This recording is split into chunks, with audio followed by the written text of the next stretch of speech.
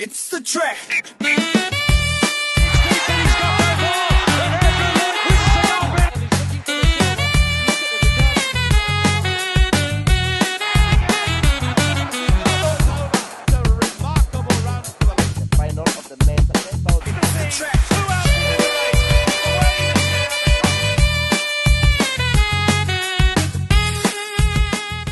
Okay, recording the podcast Saturday, April the 25th.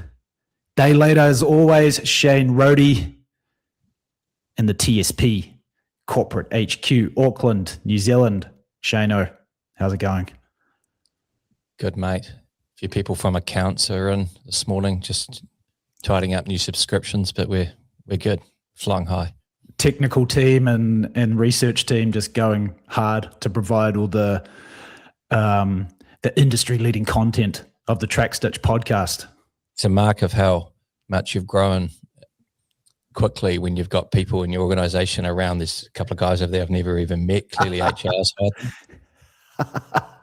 Hey, it's gonna be a bit of a fun podcast today. It's a bit of a mixed bag. We don't have too much planned, so it's a bit of a test of our mettle, Shane-o. This could be a little bit like that 1993 World Championship 5,000 meter race. It was one of your favorites because I want to start with that one because it got me thinking. I'm like, how did that one not show up on my radar as a great race? Because it is a great race, and so as you implored the viewers to do, and I ended up doing myself, I went and watched it on YouTube to see exactly what went on. However, I think there are a few details here. Yeah. Chalimo was, I went and watched it again. So I was going to record like in the New York Times, they have a correction at the bottom of the article. Like Nicolas Maduro was actually wearing green underpants at the time of his arrest rather than bright orange. Yeah, Chalimo led out. Because I went and watched it again too, thinking, how the hell did Karua recover from that and then go? Because if he did, that's like the greatest performance in history. And it was his stalking horse, so to speak. Well, hold on a second. I need to interject here. Are you sure it was Richard Chalimo that actually led that one out? Oh no, it was Chisere. Sorry, correct. It was our good mate Joseph Chisere, who Robbie also Johnson. Shout out to one of our. I would say Robbie is probably our most diehard, consistent fan. You know, I measure that by how often someone reaches out when the podcast is delayed or isn't produced. And he got me real good on that with it was a question, who was fourth at, is it either 2 or 3 consecutive? Yes, you asked me that as one of the quizzes. That was a quiz question for me. Yeah, and it was old Joseph Chisere. So he's reared his head again. Yeah, no, he led it. You're right. Yeah, I went and watched it again too. He did, and so the opening was I watched it, Jason, because I was at home with Binny, and I had to, there's a lot of Track Stitch going on, and she was watching a movie, so I watched it without the sound on. That's why I didn't know it was Jazira. I just thought I didn't realize that he'd folded in, and then So Karui took over that race after 1,700 meters. He runs another 3, and that's when he then dropped 60.2, 62.4. But here's a really interesting kind of backstory to this one, Deo. Do you know what the kind of the salacious or the controversial backstory to this one is? And it's funny that you mentioned the name Richard Chalimo because he's involved in it. But can you remember what happened? The really pathetic punch that was thrown, was that the year before? Not quite. So do you remember the 1992 Olympic 10K final and what happened there famously? Yes, I do. Yeah. So apparently, interference from the lap runner. Exactly. So apparently Karui's cousin was Richard Chalimo, who was controversially beaten by Khalid Skar, who was the pre-race favorite for that 1993 5K. Do you remember the name? I mean, if you get the name of the guy who it was from Morocco that was famously involved in this incident, I'll be seriously impressed. Was it Boutiyeb? Yes, it was. God, you're good. It was Hamu Boutiyeb. Yeah. He, with the infamous Mizuno blue shorts. He, of course, that's another great race for that a lot of the old heads will know about. But if you don't know about it, go and watch the 1992 Olympic 10,000 meter final, one of the most controversial races in Olympic history. So the backstory is that is that Karui's cousin was Richard Chalimo, and so this was all part of like a big plan just to like absolutely annihilate Khalid Scar, and it worked. How good is that? Like track drama back in the early 90s. All right, well, should we get on to some other stuff? Boston Marathon happened beginning of the week. Once in a decade conditions. It was very, very similar to that 2011 race where Patrick McCowell ran 2:03:03, which was way under the world record at the time. Here's another quiz question for you, Shane Reddy. Who was the world record holder at the time? In what year, Jason? 2011. It was similar conditions, the point to point, so it's obviously not. Who is the current world record holder? Yeah, exactly. So this is let's just work through this. This was pre Kipchoge area and pre Kipchoge.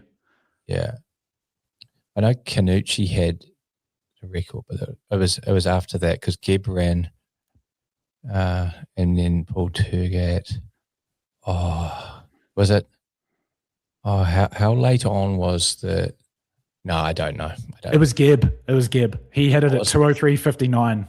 That was the first time under 2:04 Berlin Marathon, and this was way under. Hey, I mean, I just thought I'd mention it. Do you have any thoughts on that race from Boston? I mean, so many guys running amazing performances. Obviously, just a straight tailwind. I mean, it's been discussed on so many other podcasts. We don't need to go too deep, but anything there from your side? My mate, I saw a sort of unheralded American guy ran, relatively speaking, 2:05. Yeah, I was crazy. Thinking like you need to. Marathon isn't my thing compared to track. I still follow it more than I do sprints. But it's like if you come from our generation or the previous generation to ours, you have to recalibrate your whole. How do I put it? Paradigm of what is a great performance these days, because everything has shifted down. Like if back in the day, if you could run 2:07, you were a rock star. Now, if you're a 2:07 guy, you're good. Don't get me wrong, but yeah, it's incredible. Did you see the comment from Paula Radcliffe about Steve Jones, the famous Welsh warrior, former world record holder? She said that in today's conditions with footwear, all of the modern performance enhancements, training, diet, that he would run 2 hours. Not quite sure about that one. I wonder why she picked him out of all those guys. I don't know. Just maybe because I think he was just a notoriously tough bastard who would get after things. I think it's probably also a mindset thing as well. Like to run under 2 hours for the marathon, you have to have a very, you've got to be tough because you're basically committing to like sub 61 pace through the half marathon. I think like Steve Jones was a notoriously tough guy, but it was an interesting comment, not just because of, to claim that somebody from yesteryear could run 2 hours, but also to pick him. I just heard that one, thought that was interesting. London is up tomorrow. And here's an interesting question, because one of the headline acts there is obviously Sebastian Sawe. I think that's how you pronounce his second name, Kenyan. What do you think of that guy? So he's not repped by Rosa or Di Madonna. And of course, this is the guy who famously took 25 out of competition tests prior to Berlin in 2025, and he passed all of them. This was an interesting question floating around some of the message boards, Shano. Like, does that sort of restore any faith for you in the sport, especially when it comes to East Africans? Does that prove that the sport is cleaner than we potentially think it is, or not? Absolutely not. But I think Sebastian Sawe needs to be massively applauded. I mean, who knows whether he is clean or not? But I mean, taking that, I remember when this will come out now, so I'm not going to get sued by Lance's infamous cartel of lawyers. But remember when he came back in 2009 and he got on Catlin. Originally, he was going to get Catlin.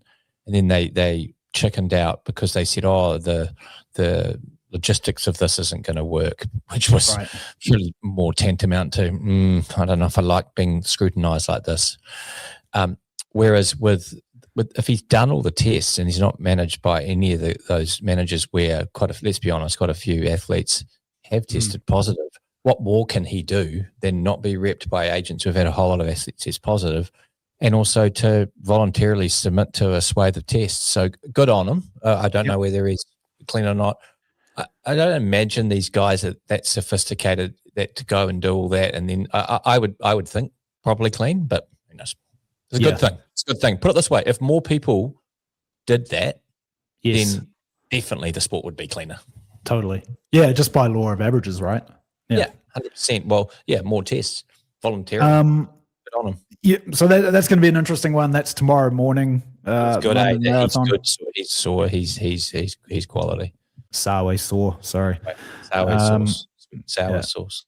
And I see an interesting. Do you see who's debuting tomorrow in London over the marathon? Oh, it was a. Was it men's or women's side? On the men's side, a very notable track athlete / former world half marathon record holder making his debut. One of our favorite. I did see this, but who is it? I'm going to give you a clue. The Wire. Bubbles. Yes. Forgotten his real name. Kigalcha. Yomif Kijalka. He is making his debut tomorrow. Interesting one. I mean, in recent years, we've seen some of the guys who we maybe thought were going to sort of transition to that marathon and immediately have an impact. First guy that jumps to mind is Cheptegei. Do not so well. But the thing with Kijalka is that, of course, he ran that 57 low, 57:20, I think, half marathon time. I mean, so you would think just, adding or making some very, very simple logic rationale here he's a guy that could potentially go through the half in 61, 62 minutes and then still have quite a lot left. So I'm super interested to see how Kijalka goes in this one. I like watching him race. We're not going to die wondering, put it that way. Exactly. He's not scared to throw it down. He's quite he's a mercurial character. He's definitely a mercurial character because, of course, he's run 12:37 for 5K. He was former world indoor mile record holder. Remember that? He ran Yes, it was. Yes, he was. He ran 3:47.01 or something. Oh, wow. Yeah. And yet he's never really been able to put it together on the global stage, especially over 5,000 meters in finals. Like notoriously, bad tactically in those finals. My guess is given he's had those chops over 1,500, the range is going to be difficult for him. But yeah, that's a good point. Yeah, we will see. Hey, sort of related topic. Our good mate Nick Willis. Some pretty interesting comments that he made on the Let'sRun.com podcast with our guy Rojo about why the gap is closed between African and Western athletes on the track. Did you hear Nick's comments? I read very quickly the headline and a few of the comments. Yes, and quite logical and straightforward comments. What do you think about them? I mean, first thing to basically put out there is that 100% the gap has closed massively between Western athletes and in particular East Africans. Certainly from the glory days of our youth, we were just talking about that 1993 final, which was absolutely dominated by the Kenyans and also the North Africans, the Moroccans, the Algerians. But Shana, we remember a time when it was almost unheard of that a white athlete or somebody not from Africa would be able to compete in the steeplechase. Obviously, we've got a steeplechase world champion from, of all places, Hawke's Bay, New Zealand. We now have, Ingebrigtsen, Josh Kerr.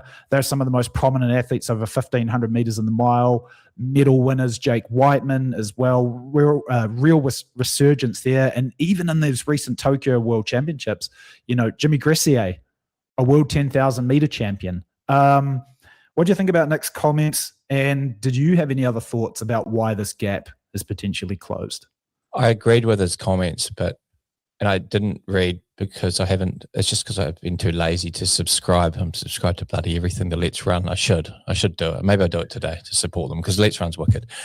So, yeah, I mean, from what I read briefly, I agree with what he said. I think it's hard to argue. I think two other comments that he probably wouldn't make publicly, but I'm quite happy to make on his behalf is, number one, he deserves an enormous amount of credit for being part of that revolution of the white guys coming back in and competing.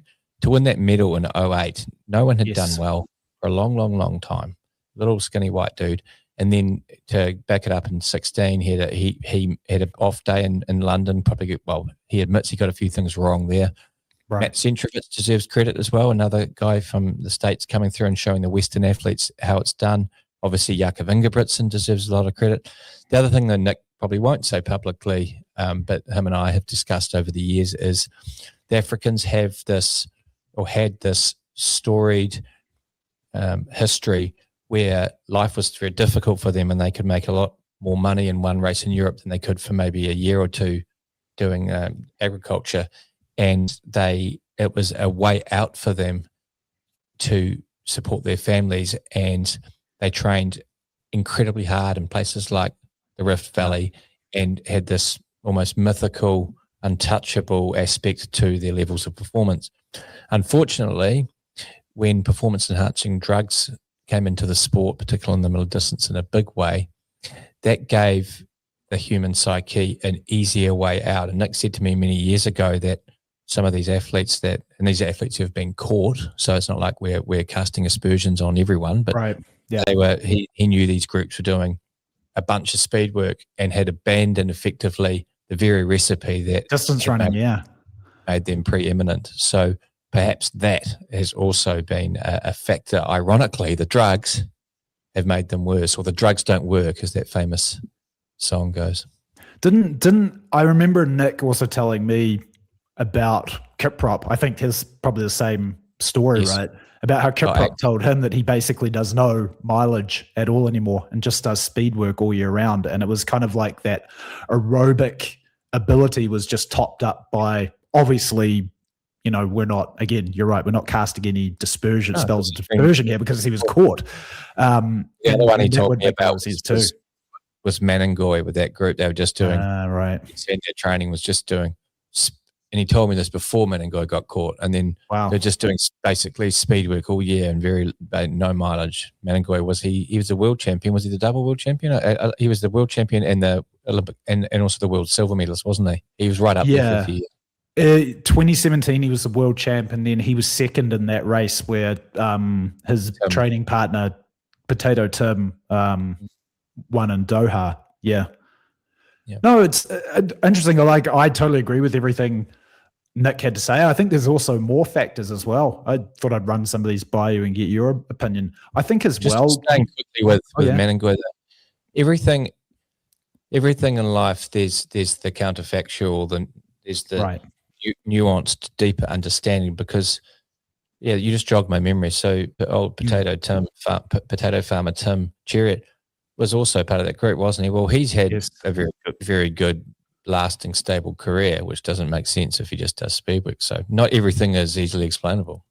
Yeah, exactly. Another couple potential reasons why this gap is closed, and another couple of names you threw out some great names here: Centrovich, Jakob, Nick, of course. I mean, it really kicked off with Craig, with Mottram, the man that we did the tribute to a couple of weeks, the famous Buster tribute that was loved by many on the Track Stitch podcast. If you haven't seen that one, go check it out. Five of Buster's greatest ever performances. Buster really kicked it off. But here's another couple of names in there that I think deserve credits. Even guys like Matt Tegenkamp. Yeah, right? Remember Tegenkamp getting fourth in that World Championships in 2007. 5,000. Yeah.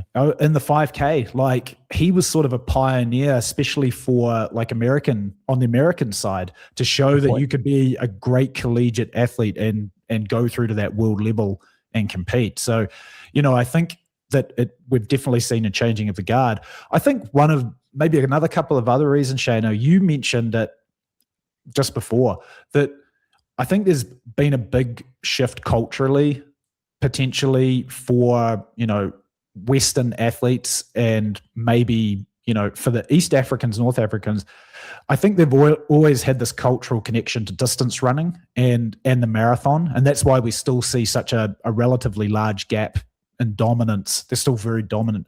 But I think, for Western athletes, for New Zealanders, for Australians, for Americans, for the Europeans, like track has always been sort of more culturally relevant for them than like long distance running.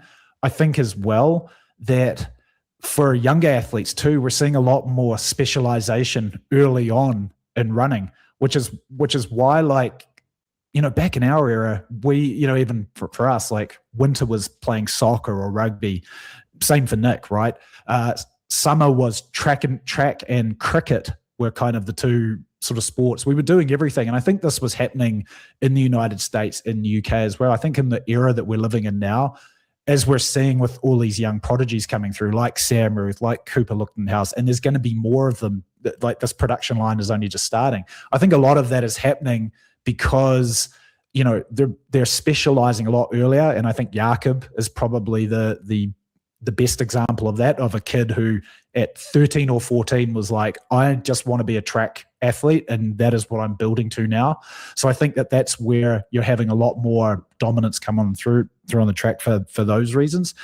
And I think also, I mentioned this before, we've talked about it with Sam, I think access to training just through social media, all these things, I think are just helping to improve like the level. So many more different ways to train now. And, you know, I think I mentioned this on a pod, might have been the solo one I did, about how, you know, when we were young, if we wanted to see the training of a great athlete, we'd have to find like these, you know, one-page random documents on our parents' like dial-up internet. And it was usually the training of like Sebco or, you know, somebody who was way beyond our levels, right? So it wasn't really that helpful for us. And now I think all these kids can look at what the top college kids are doing, who are only just a step further than them. All the top college kids can see what the top pros are doing. They can see what a Josh Kerr doing. They can see what Jakob's doing.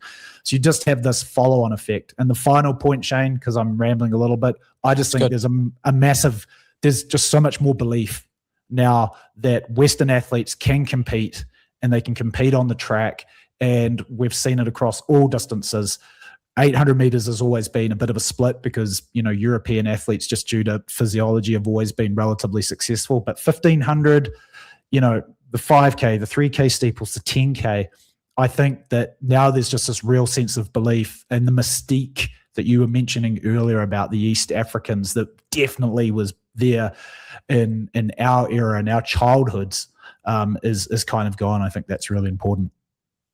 As you know, Jason, I'm really enjoying my turntable and my building up my little vinyl collection and nabbing old records from the folks. Just anyone who will give me it's like getting rid of my ADHD tendency to flick between a million different songs and you play something for a little bit shocking, and getting the old record on. And it just made me think, actually, yesterday when we talked about your question about why the Western athletes are coming back to the fore. So vinyl was in, the last time I remember, in like the 80s. Running too was in the 70s and 80s. It was huge.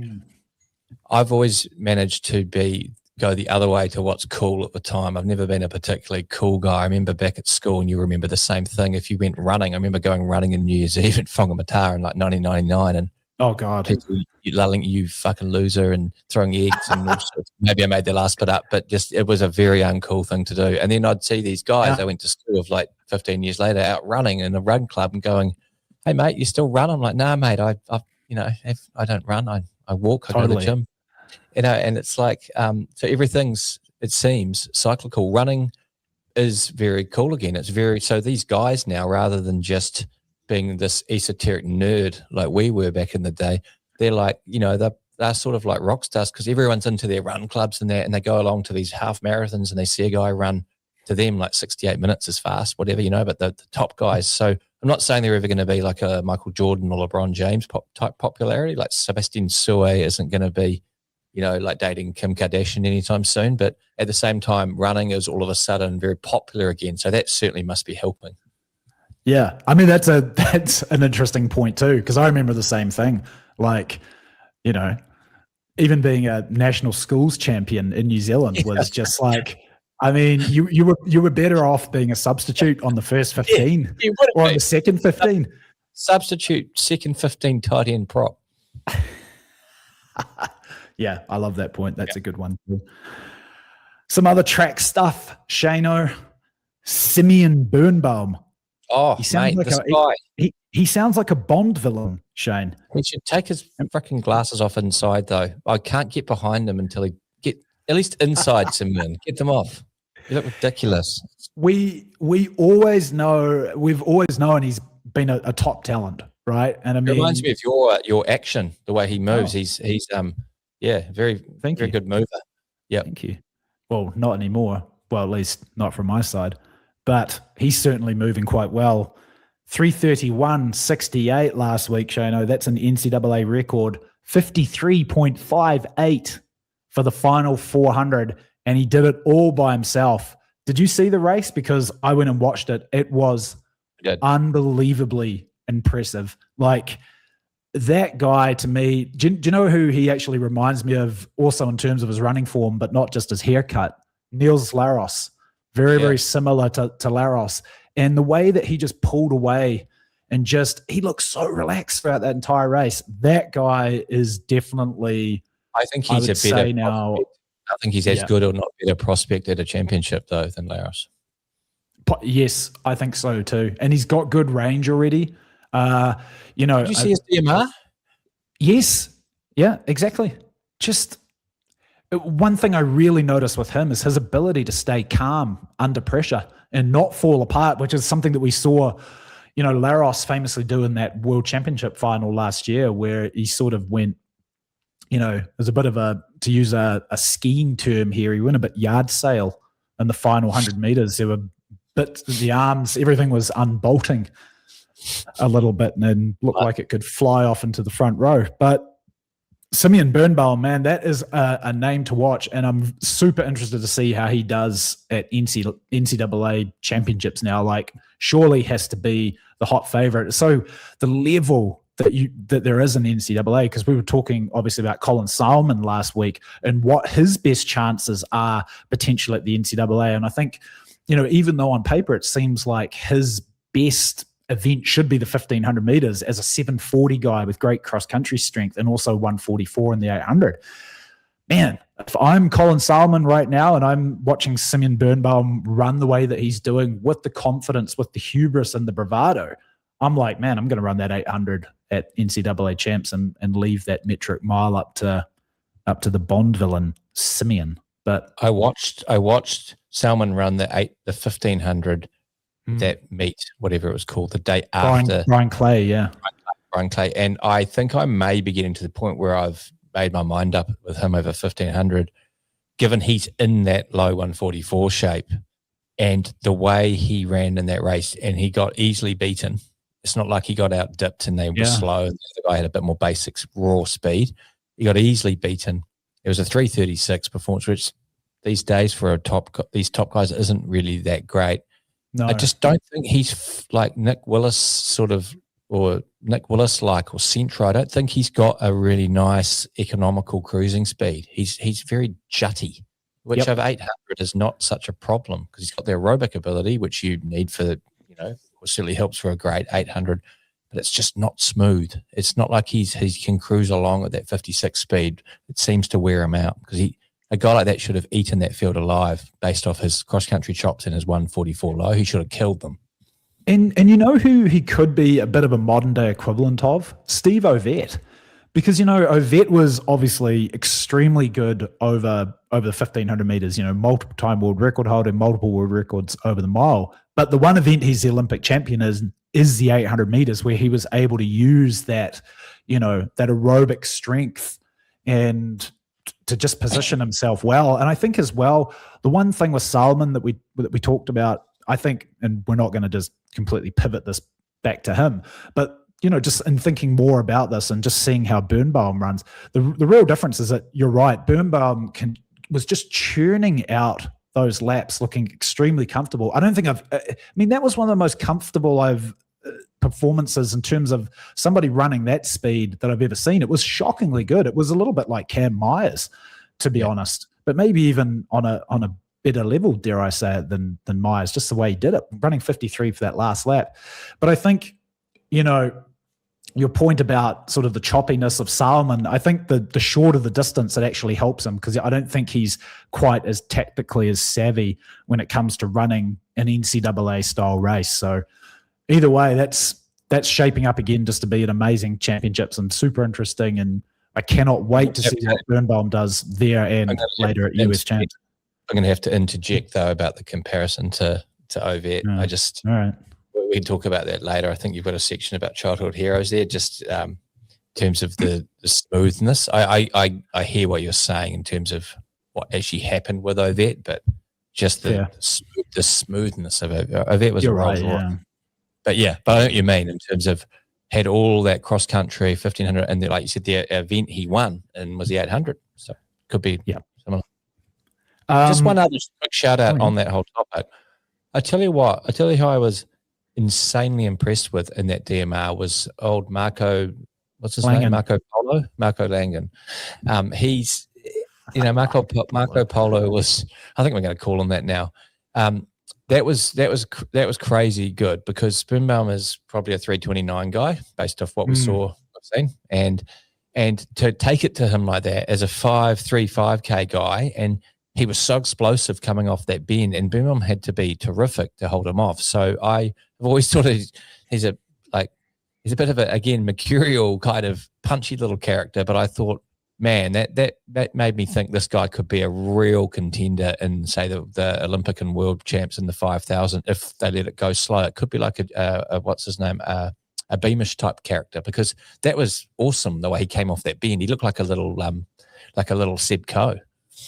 Yeah, I mean, Langen's kind of been he's very polarizing at the moment, especially here in the US, because of course he's got his famous interviews, which seem a little bit, WWE scripted. He's definitely trying to find this persona as this like nuggety East Coast, take no prisoners.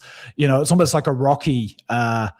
He's like the Rocky Balboa of track. He's a villain. He's a villain. He's like Ovett was, the way the British media famed him up with the fun and like the sort of slightly dismissive, snide comments about Coe and who's the little the ILU, the famous ILU. Yeah, but we need some more villains, because for years when the Africans dominated, and it's not their fault, we didn't speak their language and vice versa, and they had a culture that we couldn't relate to, so it was difficult to get into it as a Western fan. Selfishly, of course, for them, great. But these guys, you want a guy who's sort of punchable, so to speak. And I don't know enough about him to really watch his interviews, but you want a guy who's that sort of arch villain who's going to come in there and stir it up. So the sort of, I don't know, the pretty boy archetype is that sort of the contrast to that, because I haven't thought about that. But you want those rivalries. It's cool. No, I agree. You're right. He's a very mercurial character. It's going to be interesting to see what he does outdoors. He was involved in that spat towards the end of the 3,000 meters indoors with Salman, with Habtim Samuel. We don't know how much it affected him there or not, but yeah, he's definitely got a bit of a cult following here in the US. And you're right, the way that he took it to Birnbaum, who is clearly a superior 1,500 meter runner, was really impressive.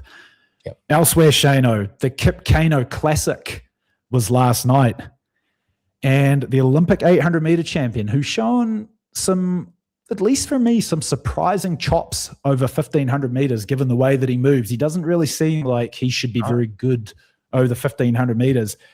He wins that race, 3:34.1, 54.7 last lap. That used to be kind of a noteworthy performance to run under 55 for the last lap in a 1,500 meters. It's kind of not anymore. But this was a crazy field, man. Tim Chariot was there, Jonah Koech, the US champion, Abel Kipsang, Rennie Chariot, the comeback of Renal Chariot. He was second in the 5,000 meters in Paris behind Jakob. But one thing that was crazy about this race to me is that entire field seemed intent to sit on Wanyonyi.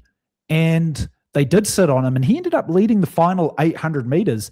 He almost looked like he was lumbering around the track, but he managed to hold off all these guys. In fact, I went and watched it. They were well. He was well clear of that group, including Chariot, Koech, all those guys. Do you think he's got any legit future in the 1,500 distance at championship level? No. Just He's that just was not. good. He's not. He's able to. I think he's able to, whatever tempo a race goes out at, say it's a 336 to 338 bracket, which that race was, because he's so physically strong. I think he's able to hold whatever tempo set better and slow down the least, because he's Olympic 800 meter champion. 140, was it 141.1? 141.11, tied with Wilson Kip Keino for number 2 on the all-time list. And I think Wanyonyi, one thing I'll definitely give him is I think he's a well put together athlete in the sense of he's very rarely will he get to the start line and be. I know there's that race in the rain he was no good in last year that Hoey won, but he's very consistent. Yeah. He's been able to get to the start line and be, and in all of those Grand Slam track races last year, he was like at a really good level, and he's definitely proven he's a winner. He's able to win races. Do I think in an Olympic 15 or World Champs 1500 final when they're at 328 clip, 329, do I think he's got that same ability to come off the bend? No, I don't. Could he get 4th or 5th in a race like that 24 Olympic final? Yeah, definitely. He's very good. But here's a question for you. What about that final last year that we had in Tokyo, which was a little bit of an aberration in terms of the recent history of global 1500 meter finals? Obviously, no Jakob, so nobody was really willing to drive the pace. Nader gets the win in a 3:34 low time. I think he could have won that race. Yeah. Really? Yeah. Yeah. I think on paper it would seem like it with 141 speed. I don't think it was a very good race. I think it was post-Olympic year blues. I don't think Whiteman, even though I had a little wager on him and I was gutted he got nipped, I don't think he's back to the world champion. Well, in fact, I know he's not back to that level he was when he was world champion. Right. I think everyone was. I was sort of thinking more like, say, Olympic final when they're 327, 28. No, I think Wanyonyi could win that race. Why not? I mean, he's a 141 guy who clearly has no problem running it sort of sub-optimal or sub-maximal rather 1500 clip. He's clearly strong. Yeah. Well, that'll be interesting to see. Not just interesting to see if he will ever make the move up officially to the 1500, but what will be over the 800 this year, because, I spoke with Justin Rinaldi about this. Him and I text every now and then, and we're sort of in agreement that this window for the guys like Marco Arop and Wanyonyi, they were so close to that world record in 24. It's really, really tough to be at that level of ability for multiple years. So it's going to be interesting to see. And in a non-championship year, as we've said, and as many outlets have said, this is kind of the 1 year where everyone's looking to run time. So definitely a noteworthy result there. And some other noteworthy results, because our good friend PC, Phil Claude, guest on the podcast in that very seat that you are sitting at now, Shano, you got a bit fired up at us on our little chat group for not mentioning some of the Kiwi performances from the Bryan Clay meet. So I actually went in and got these results. So just want to give a shout out to just cool PC's Jets, because we're not neglecting the great performances of the young Kiwis. Last week. I didn't he was really a bit fired up. Read the messages anyway. He was fired up for PC. He took us back. He went back to the late 90s, early 2000s, when PC was at his competitive best. But anyway, some of the Bryan Clay results for the Kiwis, I'm going to read these ones out. 1,500 meters, good performance. Luke Hitchcock, 3:41.37. I mean, that's just a name I've never heard of, and that is an awesome performance for a young athlete.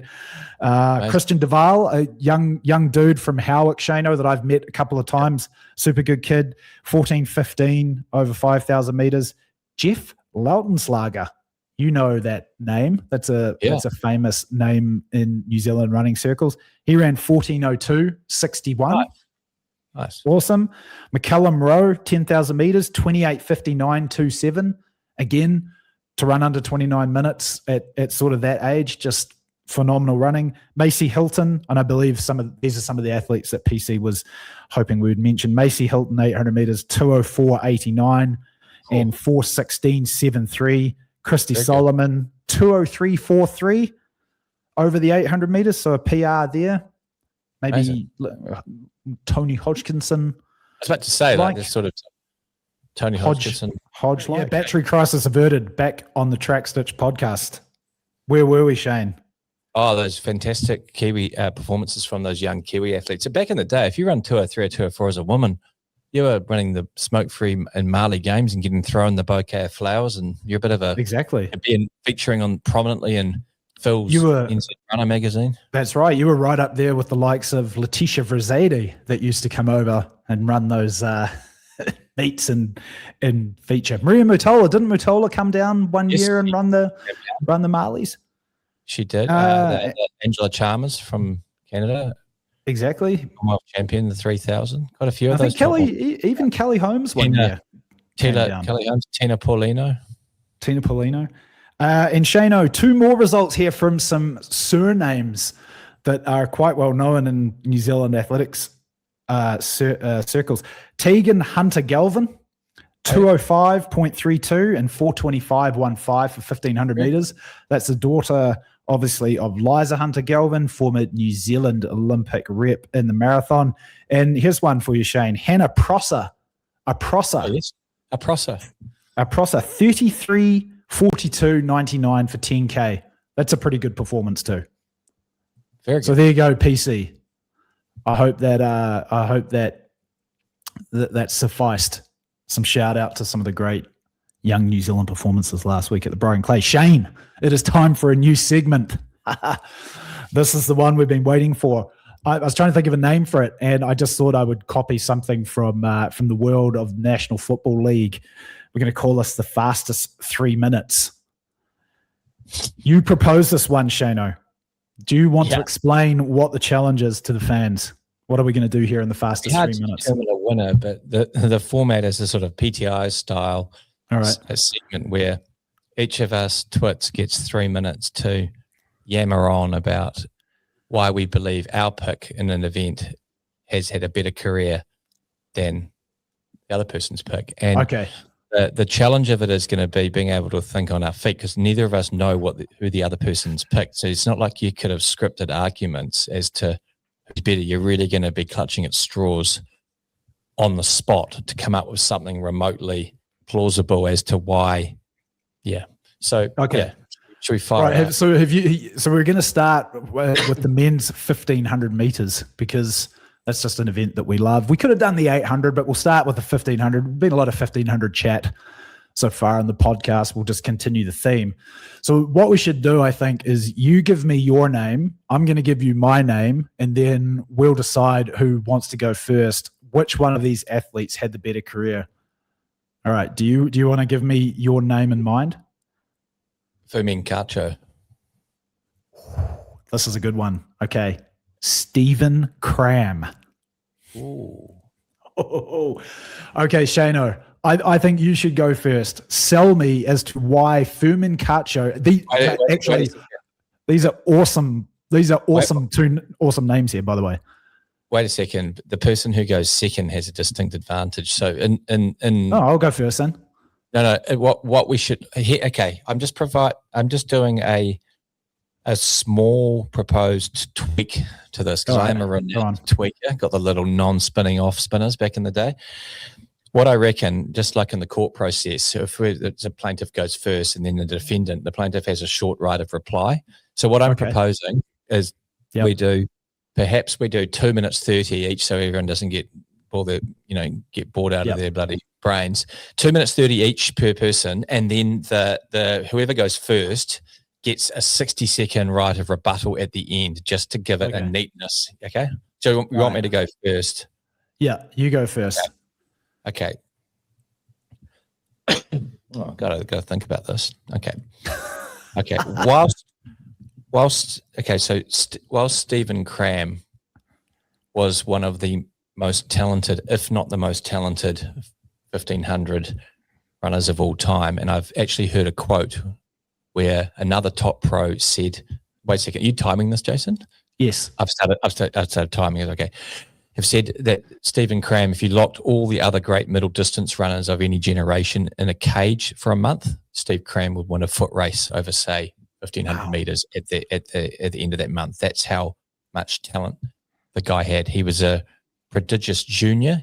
He was the inaugural world champion in the. You're making the case for me here. No, because I'm going to rebut all your points, and then I'm setting the scene, Jason. And then he won the inaugural world champs 1,500. However, on the biggest stage of all, in the cauldron of the 1984 Olympic Games in Los Angeles. Was it Los Angeles? It was, wasn't it? Yes. Yeah. Yep. He faltered, and he let his countryman, the great Sebastian Coe, come storming home and giving the middle finger to the Fleet Street press box in a audacious display of proving that Sebastian never should have been discounted as a man of yesteryear in the first place. By contrast, Fumin Cacho was a massive underdog coming into the 1992 Olympic 1,500 meter final in Barcelona. He was the hometown boy, a farmer's son, and whilst he was second in the 1991 World Championships to Nordine Morsley. 93. 93. So he wasn't second 91? No, I think he was up there in 91. He was a massive underdog, and he came storming home. I still remember it in the Cedar Road, in the Cedar Road lounge. This Spaniard, this outsider coming home with the big pumping the fist and storming up the finishing straight to win Olympic gold, and Nordine Morsley, the champion, going home completely dispirited and beside himself. Cacho went on to win World Champs silver in 93 and 97.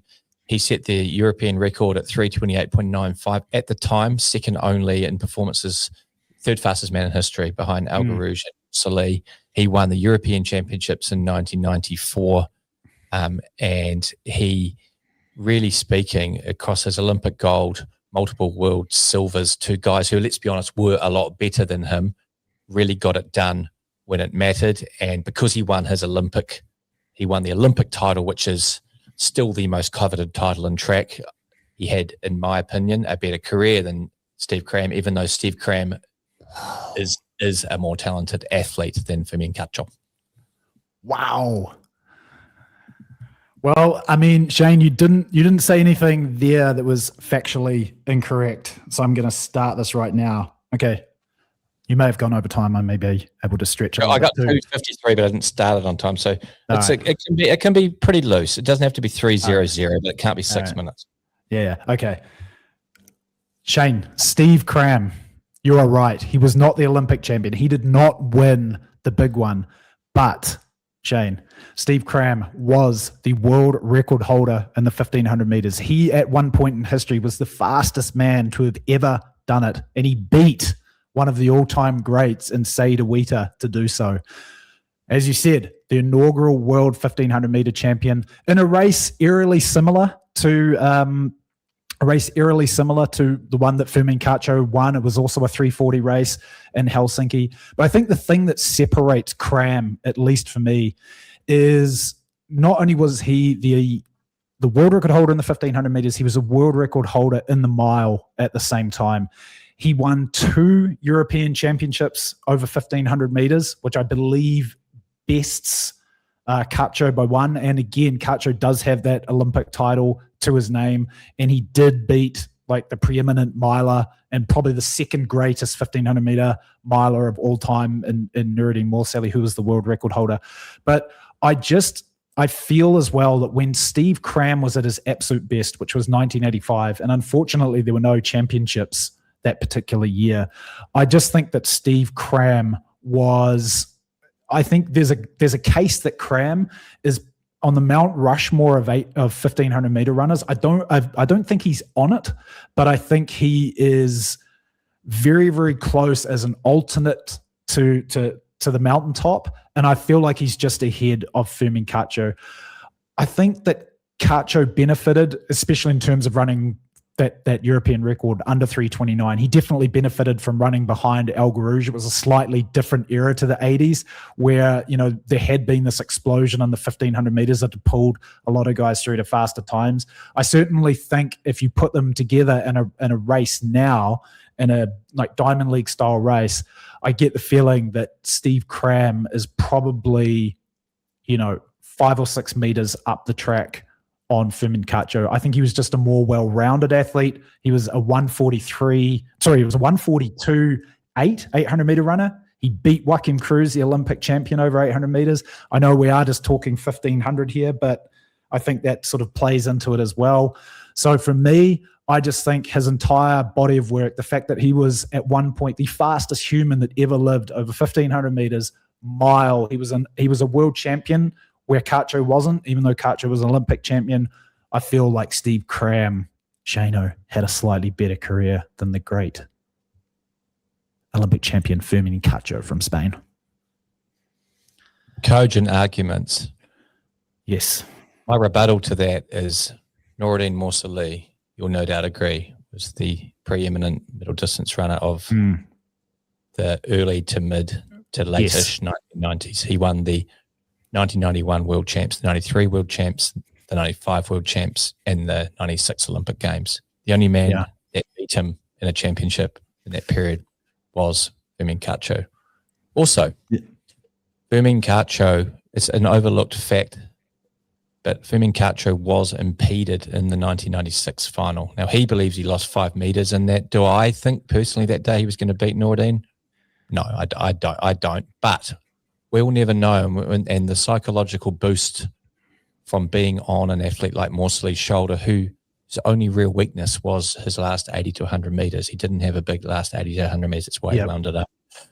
We'll never know whether Cacho could have slingshot off the shoulder of Noureddin Morsali and been the first repeat champion since Co. So if you couple that with the fact that he beat the guy that obliterated the records in the 1500 and the mile in the one of the 2 Olympics and was impeded in that second of those 2 Olympics in that period, I believe Firmin Cacho, for the sake of this argument, had a better career.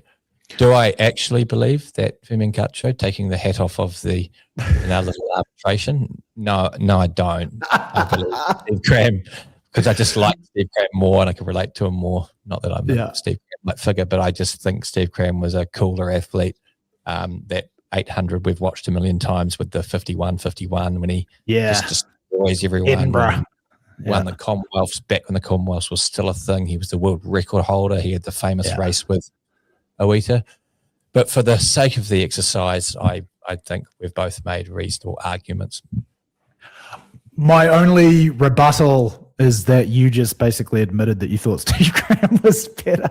No, that's not. Like I was trying to think, because I'm like, hey, you're making a great argument based on the fact that, Steve Cram, can't say that he beat the preeminent or dominant miler or 1500 meter runner of that era in the biggest race that mattered. But here's my final point in this one, Shane. I think that Steve Cram was unequivocally the best 1500 meter miler in the world at one point in his career. And I don't think the same is true for Firmin Cacho. Even though Cacho beat Noureddin Morsali on that day, I still think that looking at the period holistically, there's no point in time when you were like, Cacho was the number 1 1500 meter runner in the world. And actually, this would be an interesting exercise if we ever could do it.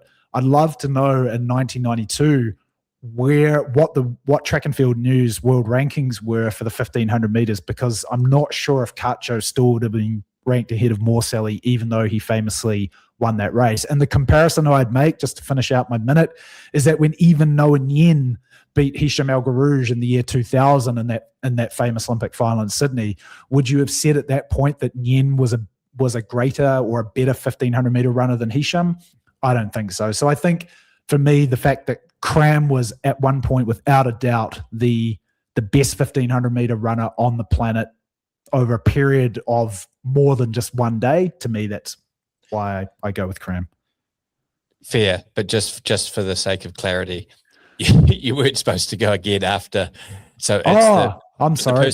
That's all right. The person who opens, let it slide. I'm not a lawyer, Shane. I'm not a lawyer. The person who opens is that's why whenever you sit down, you're in the disadvantage. Negotiation. Everyone stares at each other for as long. I've actually got one on Tuesday. Stares at each other for as long as possible. If you've called the meeting, they'll look at you as if, and you'll sit there looking at them. They'll look at you and they'll be like, "So, are you going to go?" Like they say, he who first speaks loses.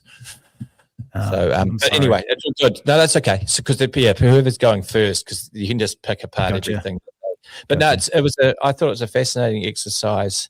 I agree with you, and I read a great article once. I think maybe it was even Malcolm Gladwell, whose intellectual chops. I'm not sure about. He sells a lot of stuff, but as he said himself, when I went to watch him speak in Auckland in 2018, he's a conversation starter. He said he got put into the business section, which every sort of schlep reporter gets put into when basically the publication thinks you're no good. They'll put you into business. Right. No one actually really wants to read about it. But he's a good conversation starter, and he's a massive fan. He was a good runner, 4:03, 1500-meter runner, Malcolm Gladwell. Yes.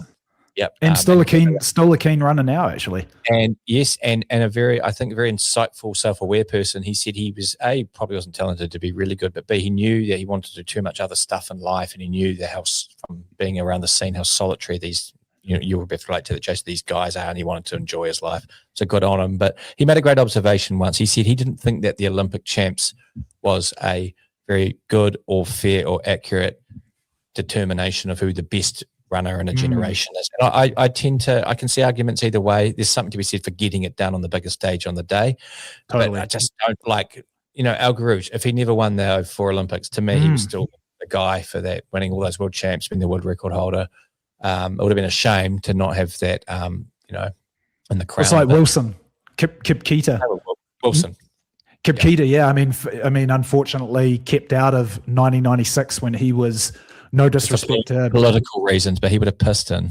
Yeah, no disrespect to Virgin Radal, but Kip Keino beat him in every race. That was Kip Keino at his absolute best was 90, 96, 97. He was still the best 800-meter runner from 1995, in my opinion, through until 2001. And that took over 2 Olympic Games where he, walked away with, actually, what did he get? He got silver in Sydney and then a bronze in Athens. So, yeah. However, there is the counter to what we're both saying here is there's a lot to be said for the guy who is that guy, as Coe was, for example, Peter Snell, John Walker in Montreal with our own John Walker with Ivor Van Dam, who just come second in the 800, snapping at his heels in a race that didn't really suit Walker versus someone like Van Dam.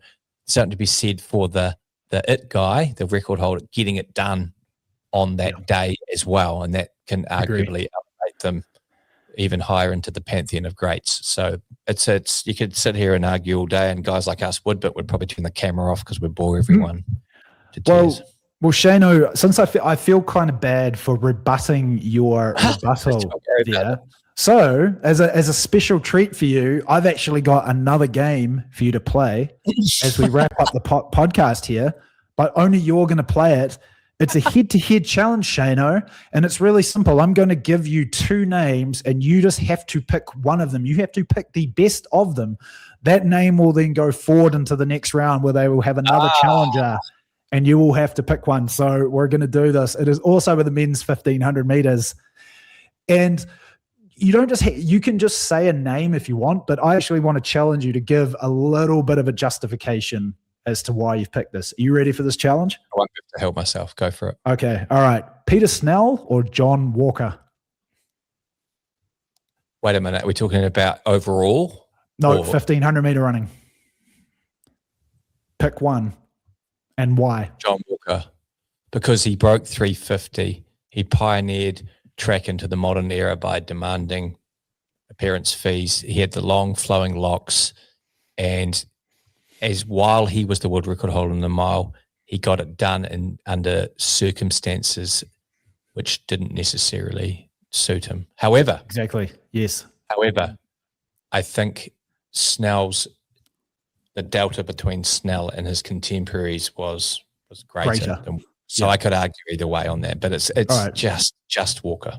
Okay, John Walker or Steve Ovett?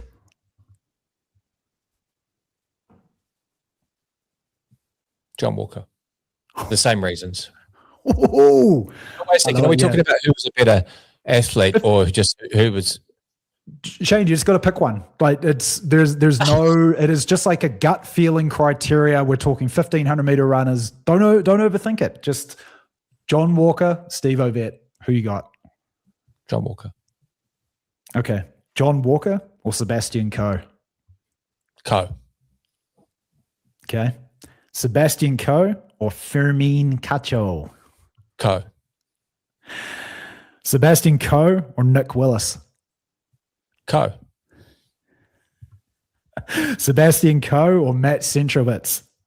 Coe. Sebastian Coe or Josh Kerr? Coe. Okay. Sebastian Coe or Jakob Ingebrigtsen? Coe.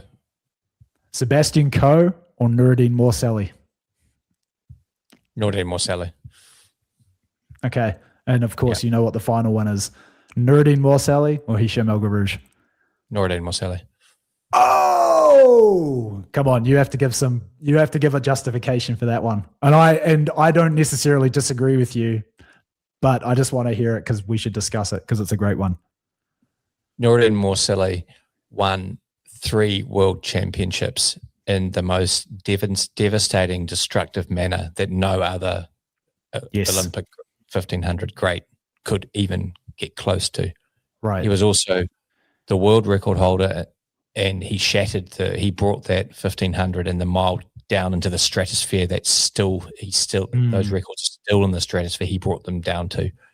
He could win any which way. He could win in a time trial. He could destroy everyone as a world record holder. He could win in a slow race. He could do everything. And it wasn't sport as a form of art in my mind. A great going. I went and watched LeBron James. It was had that halo effect, and until you've seen him live or someone like that, you can't possibly understand why. But it helps you better understand why these people have that halo effect and are as popular as they are. Nuruddin Morselli, I never got to watch him live. I got to watch Hisham live, but that back straight in Gothenburg when he's got the little elf-like little expression, a little high, little thumbs up, the way he dismantled those guys will live on in my memory until I take my last breath. He's my GOAT, and I think I still think he could beat the next best, which would be Prime El Garouj in a championship style race. I think the change of gears would be too much for Hisham, but that's just my thing. No, I mean, those are great points. And I think, El Garouj, 4 consecutive world titles. So he was one better than Morselli. But I'm kind of with you on this level. He got the 1,500 meter win in Athens, which was extremely important to his career. And we talked about this a long time ago on the podcast of how sometimes we kind of underestimate Morselli's legacy because he got, and this was a Track Stitch podcast first, we coined the phrase torched. He got torched by El Garouj, which was the unfortunate circumstance where the man who then went on to be the next dominant runner of the generation and take your world record came immediately after you. And in fact, it even happened, of course, in that famous race in Milan 1996 when El Garouj got the win over a probably emotionally drained Nuruddin Morselli. And that was just an unfortunate perfect storm where Morselli was torched by El Garouj and his legacy kind of got forgotten very quickly, which obviously El Garouj has got the benefit that nobody that came in the immediate following years for him bested his personal best or his performances. So his legacy will always be strong. But the point you made, Shane, is really right, is that if you go back and you watch all of Hisham El Garouj's major championship wins, even at the world championship level, the one that stands out is, of course, Seville with the 3:27.69. But there's even a slight asterisk around that one too, because, of course, he was paced through the first 800 meters of that race. That was a clear team tactic pacing job, which I guess is, wasn't against the rules. Otherwise, El Garouj would have been disqualified. It was legal. But Nuruddin Morselli, that period in the early 90s, starting the Tokyo World Championships, then probably the masterpiece of Stuttgart, 50.6 for the final 400 meters in a 3:34 race.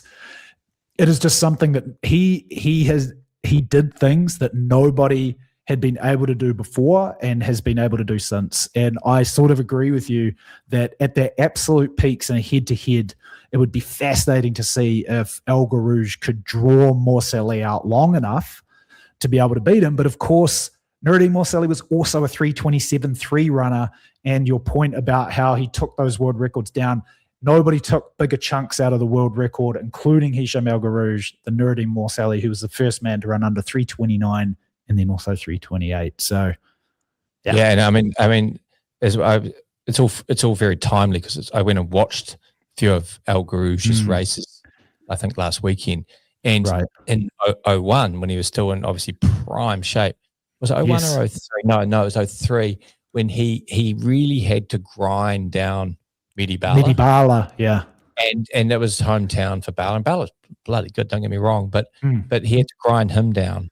And to me, like a prime El Garouge, having to grind a guy like him down, Morcelli could just sit on a guy like El Garouge. Yeah, he's run a second, 1.3 seconds quicker, but it's bloody hard to do that to someone who's of a similar ilk to you in a time trial, and they've got that change of speed. Like to me, those performances of, and I don't want to diminish anyone in the art world or make a kind of intellectually weak comparison here, but they're the Picassos to me of the men's 1500, Stuttgart and Gothenburg to me particularly, and Tokyo, but particularly those two that's poetry in motion, especially with Bruce McAvaney commentary. With John Walker with him as well, yeah. At the champs away in the Ngabo, try and stick, can't for the moment. For now, yeah. It's Herb Elliott in Rome all over again. That was just fantastic, and I could still watch that probably once a day to the day I die, and I wouldn't tire of it. Yeah. Everyone else would, but I'd be pretty happy. All right, Shano, let's get out of here on this one. We had a text come through from, you mentioned Robbie Kramer Johnson, who along with Stu Fu Kerr are probably our two big super fans. Also the Sarge, Sammy Maloney. He was an early adopter of the podcast. Don't know if he still watches anymore. He's got too much golf on. But another super fan of the podcast, our good mate Swanny. Shano, he sent through some questions for the quiz challenge. So shout out to Swanny. I've got them here. It's not going to take very long. I think we're going to do quite well on this one. But Swanny asks, JS and Rode, can you name two medalists from the 1982 Com Games 1500 meters in Brisbane? 1982. Yeah. I need two, John Walker and Steve Cram. Yes. And do you know who won that race? Cram won it. And do you know who was second? Yeah. Do you know who was second in that one? Walker was second. No, he wasn't. He was third. There was a Kenyan. Mike Boyd. It was Michael Boyd was second. So there you go, Swanny. This isn't the freaking kids' Weet-Bix questions. Okay, but this is a double. We appreciate you taking the effort to write in. Double on from that one though, Shano. How many Kiwis were there in that final, and can you name them? No, I haven't looked these up, but I have got I've got the list here so we can check them. Obviously, we know one of them was John Walker. Tony Rogers was in that final. Was he? I believe so. Yep. Okay, we'll go Tony Rogers. Tony Rogers, John Walker. Oh, there's another guy in there. I know. I think I know who it is. We're doing this together, yeah. Michael Gilchrist. Gilchrist, yes. I was going to say Michael someone. Well done. Okay, so let's check this. It was, yes, that's correct. John Walker, Michael Gilchrist, and Tony Rogers. And then the next question, there's actually two more.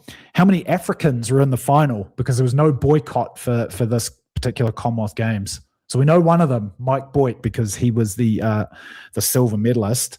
But do you know how many? Oh, and actually, Shano, you're right. Mike Boyd was not the silver medalist. John Walker was the silver medalist. You were right. Good sanity check there. I'm not losing my mojo. No, you weren't losing your mojo. I lost my mojo. I thought that Boyd had held on for silver because that was the infamous race where Walker describes how he was kind of He was pulling the Cole Hocker, and he was waiting for Boyd to open up the inside lane, and he didn't, and he had to do the big 3-point turn out of the car park and go past him, which he believes may have cost him the gold medal over Cram. So you were right. It didn't make any difference for Swanny's question, but it went Cram, it was Walker, then it was Boyd. So how many Africans were in that final? Rick, I've got no idea. There was Boyd. I don't know, one. Yeah. I think probably just law of averages. Maybe we had, I'm going to say there were 3 Africans in the final, because I'm going to say there was another Kenyan and maybe, I don't know, a Tanzanian or something like that. Let's have a look here. Oh, and I had the name. Oh, we kind of split it, Shano. There was 2. Wilson Waigwa was the other Kenyan. I don't think there were many from memory. Yeah.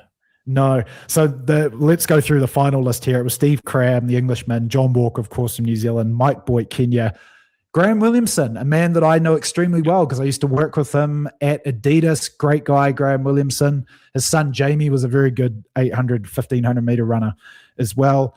Michael Hillart. He was in 5th place. Colin Reitz, never heard that guy before, in 6th. Gilly, back off, mate, was in 7th. TR in 8th. Wilson Waigwa, and then Pat, the Destroyer, Scammell. the scam artist. Scammell. Yeah, he was in 10th. So that was the list. And Shano, the final question. This was a bonus question from Swanny. What major sporting event was held in 1997 at the venue? Now, I've got absolutely no clue, and I didn't even look this up because I don't know how to find it, but what do you reckon it potentially was? Now, this was Queen Elizabeth Stadium in Brisbane that then, I believe, became ANZ Stadium where the Broncos played, and that might be a clue as to what other major sporting event was held in 1997 at that venue. Oh, was it like a famous one-day cricket match? I don't know. Do you think it might? I don't know either, mate. And we're gonna have to revisit this on the next pod. Do you think it might have been a Rugby League World Cup? Yeah, or Rugby League World Cup final? Yeah, or a State of Origin match. Maybe a State of Origin. Yeah, but what major sporting event? No, because they always used to hold State of Origin at Lang Park, which then became the biggest stadium there. Let's just look it up now on ChatGPT because I want to know the answer. Okay. So what major sporting event? What's the stadium? I believe it was the QE2 Stadium in Brisbane, and that did become that became ANZ Stadium. Oh, I know what it is, Shano. What? It was the 1997 Super League Grand Final. We thought it would be something rugby league. The Super League. Do you know what? I actually thought of that last night. Some league last night, the Warriors. Do you know the funniest thing? I remember when Super League changed the rules so that it was winner kicks. Remember that? Yes. Rather than loser kicks. So it never worked out. You're right. Were the Auckland Warriors? Were the Auckland Warriors playing? Was that when the infamous? And they were freaking hopeless, and then in the normal league, and then went into the Super League, and they played a bunch of absolute schleps from Johnny Hyten's neck of the woods in Northern England who got revealed. Remember how Wigan were this mythical team? Well, it turned out they were playing a bunch of just utter patsies, and the Warriors went on this unbelievable run and dismantled all these teams, some of them by 30, 40, 50 points, and then they got back into the proper comp, the NRL, and just got absolutely handed it to them again. Well, so the winner of that inaugural Super League, and I think it only went for 1 year, was this the Russell Packer? Was this the Packer funded? This was when all the sports league would Kerry Packer, sorry. This is when they were doing all of the rogue leads. It was Brisbane Broncos ended up playing the Cronulla Sharks in the grand final. And you know, I've got a feeling as well, Shano, that this particular era for the Warriors is when one of our favourite Auckland Warriors moments happened with Gene Namu kicking from probably only about 10 metres to the left of the upright at Ericsson Stadium, and Graham Hughes on commentary with the infamous "Nami, no." And I think it was when they were playing in the Super League. And Mark Ellis and Mark Carter were both in that team. Yeah, I'm not very popular for my derision of the New Zealand Warriors, but I did give it a good go for about 15 years. I was so excited. We used to watch those delayed games on Channel 2 in the early 90s, and we had this team, and it was so exciting. We went to Mount Smart. It was like those original Auckland Warriors. And then like 15 years later, that was an early sign that all wasn't well in the state of Denmark. But there was Gene Namu, kick, as you said, something, and it was like a 2-pointer. Graham Hughes on the commentary and the old Namu, and I've got this vivid memory of the touchies just waving it away with that hands down, just like this, going, oh my God. So that was an early harbinger of things to come. But then the ultimate one for me was Robbie Johnson and I he had the old Honda CRV, the brand new, when he first got into his own business, and we're driving back from Steve Scopes' batch up in Omaha as you did like an Easter or an Anzac Day back in, I believe, 2011 or 2012, when I just quit gainful employment. And it was the Warriors were playing, I think, Parramatta or someone like that. And Chris, they got the ball and they were like 12-10 up, and they were on their own 20, and there was like 50 seconds on the clock. And I remember those two goons that they inherited from Parramatta. It was Christian Inu and who was the other guy, Jason? You'll remember. Inu and the back rower. You know the guy I mean, eh? Yeah, I do know, but the names. But anyway, I can see him. But anyway, one of them got the ball, Tweedledum and Tweedledee, and fired it down the blind side to the other one. And Fleety Mateo. Yeah, Fleety Mateo. Yeah. And this goon got like bundled into touch. I remember turning to Robbie in the car in the traffic on the long weekend and saying, "That's it." Like, I don't remember whether they lost or not, but it wasn't the point. I was like, I've had enough. Like, I just short-circuited and I've stuck to it, and I get a lot of shit for it. It's like you're a love-hate relationship with the New Zealand cricket team. You're officially out on them too. You're done with them too. That's what I mean. You're out. Well, it's your hate relationship with the New Zealand cricket team. Oh, it's not hatred. It's more apathy and, again, PTSD from childhood, from Martin Crowe's DB draft young guns failing me way too often and causing sleepless nights. You can have PTSD from childhood stuff. It's not just sort of really bad stuff. It's like sporting events. Crowe pulling his hammy in the 1992 World Cup semi-final, and then bloody John Wright captaining and just absolutely making a meal out of it. Bloody Crowe could have played as well. He could have fielded it. They could have put him at slip for the entire game. I'll never forgive the great Mark. Because when you're 11 or 12, the magnitude of that, it feels like you've just had like a spear, a dagger in your heart.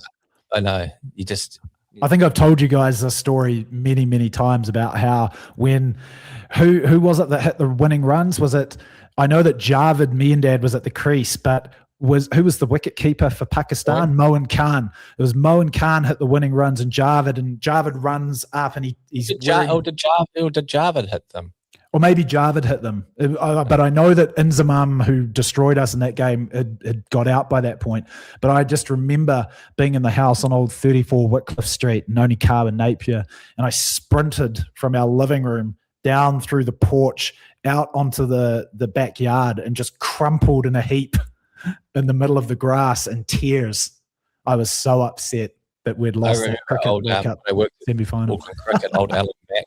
Old G Shaw's, shout out to old Alan Mack, fast bowling coach or mentor of some sorts, and we were working at Auckland Cricket, and in Pakistan we're touring, and Shoaib was there, and we're talking about Javed, how before the 92 World Cup final, Alan Mack had seen him with these two guys from the reserves and his coach firing like cricket balls from about 8 meters away as hard as they could at Javed, who was trying to deflect them without his no pads on, right? Yeah. And said, DK's just working on his skills, mate. And I remember he looked like a sort of school, no disrespect to these fine characters, but he looked like a school caretaker, slightly sort of overweight, a bit of a poncho on him, and he had the white helmet, which didn't fit the light green Pakistan uniform, with the open grill, and he just nurdled the ball around expertly. Yeah, very similar to what who's the real star now for India does. He's about 100 years old now. Oh, Dhoni, MS Dhoni, for many years at the end of his career would just noodle and noodle and noodle. Yeah, but no, you know who else used to wear the white helmet without the grill and the big plastic earpieces, who was also quite tubby and was even more of a potential school caretaker, the great Sri Lankan Arjuna Ranatunga. Arjuna. Yes. Who famously was the keeper that caught Martin Crowe on 299 at the Basin Reserve. There we go. We're not just fans of track. We're also just fans of sport in general. But Shano, great podcast. I think we both need to get out of here. I've got to go for a swim or a run or something like that. I know you've probably got to caffeinate up. It's a Sunday morning there in Auckland, New Zealand. Yeah. All right, mate. That was good. That was fun. I think we're onto something with the fastest 3 minutes. We had fun with the fastest 3 minutes. I think will live on. Yep, I agree. And then our head-to-head challenge. We'll do another one of those coming up in the near future. Any questions for us? Of course, as always, fire them through the trackstitch@gmail.com. We're also on Spotify. So you want to get those questions in early in the week, because with the deluge that's true, like inevitably hits us during the week, you want to be in that top sort of 100 to 150 of emails. Yeah, exactly.